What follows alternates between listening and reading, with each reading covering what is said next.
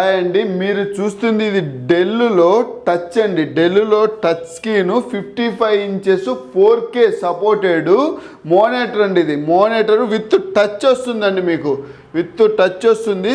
మీకు ఇది వచ్చేసి 4K సపోర్టెడ్లో వస్తుందండి. 50 ఇంచెస్ గొరిల్లా గ్లాస్ తోటి వస్తుంది.